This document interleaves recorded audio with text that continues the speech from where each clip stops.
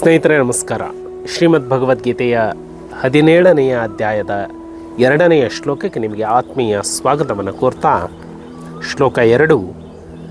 ಶ್ರೀ ಭಗವಾನುವಾಚ ತ್ರಿವಿಧಾ ಭವತಿ ಶ್ರದ್ಧಾ ದೇಹಿನಾಂ ಸಾ ಸ್ವಭಾವಜ ಸಾತ್ವಕಿ ರಾಜಸಿ ಚೈವ ತಾಮಸಿ ಚೇತಿ ತಾಂ ಶೃಣು. ನಿನ್ನೆಯ ದಿನ ಅರ್ಜುನ ಶ್ರೀಕೃಷ್ಣನಿಗೆ, ನನಗೆ ಕೇವಲ ಶ್ರದ್ಧೆ ಇದೆ, ಆದರೆ ಈ ನಿಯಮಗಳು ಗೊತ್ತಿಲ್ಲ.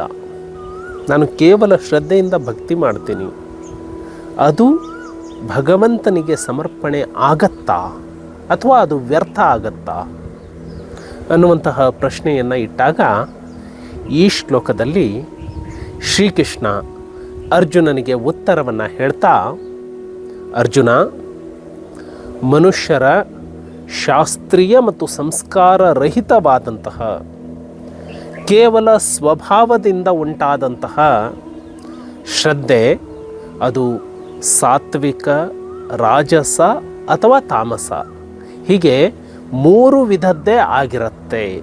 ಅದನ್ನು ನನ್ನಿಂದ ಕೇಳು ಅನ್ನುವಂತಹ ಮಾತನ್ನು ಈ ಶ್ಲೋಕದಲ್ಲಿ ಹೇಳ್ತಾನೆ.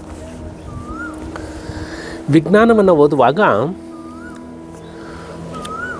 ಯಾವುದೇ ಒಂದು ವಸ್ತು 3 ವಿಧದ ಒಂದು ಸ್ವರೂಪದಲ್ಲಿ ಇರುತ್ತೆ. ಅದನ್ನು ಸಾಲಿಡ್, ಲಿಕ್ವಿಡ್ ಆರ್ ಗ್ಯಾಸ್ ಅಂತ ಹೇಳ್ತೀವಿ. ಘನ, ದ್ರವ ಅಥವಾ ಅನಿಲ ರೂಪದಲ್ಲಿ ವಸ್ತು ಇರುತ್ತೆ. ಎಲ್ಲಿ ವಿಜ್ಞಾನ ಅಂತ್ಯಗೊಳ್ಳುತ್ತೋ ಅಲ್ಲಿಂದ ಅಧ್ಯಾತ್ಮ ಪ್ರಾರಂಭ ಆಗತ್ತೆ ಅಂತ ಹೇಳ್ತಾರೆ. ಅಂದರೆ ಆಧ್ಯಾತ್ಮ ಎಷ್ಟು ವಿಶಾಲವಾಗಿದ್ದು ಅಂದರೆ, ಆಧ್ಯಾತ್ಮದ ಒಂದು ಭಾಗ ವಿಜ್ಞಾನ ಅಷ್ಟೆ. ವಿಜ್ಞಾನದಿಂದ ಹೊರತಾಗಿದ್ದು ಆಧ್ಯಾತ್ಮ ಅಲ್ಲ. ಆಧ್ಯಾತ್ಮದ ಒಂದು ಭಾಗ ವಿಜ್ಞಾನ.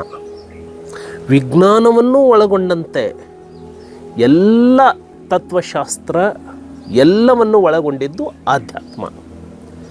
ಆಧ್ಯಾತ್ಮ ಅಂದರೆ ಸತ್ಯ. ಆಧ್ಯಾತ್ಮ ಅಂದರೆ ಮಿಥ್ಯ ಅಲ್ಲ. ಆಧ್ಯಾತ್ಮ ಅಂದರೆ ವಿಜ್ಞಾನ.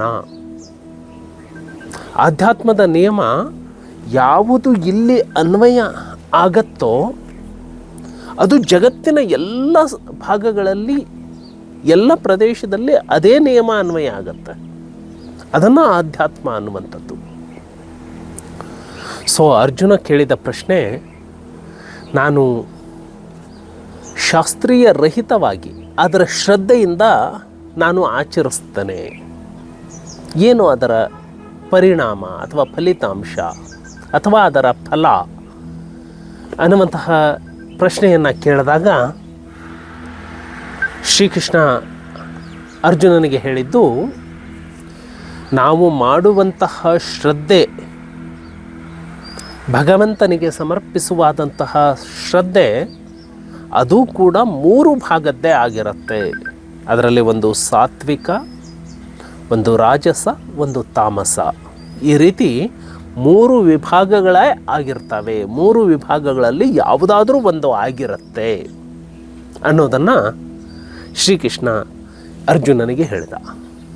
ಹೇಗೆ ಅದನ್ನು ನಾಳೆ ಚರ್ಚೆ ಮಾಡೋಣ. ನಮಸ್ಕಾರ.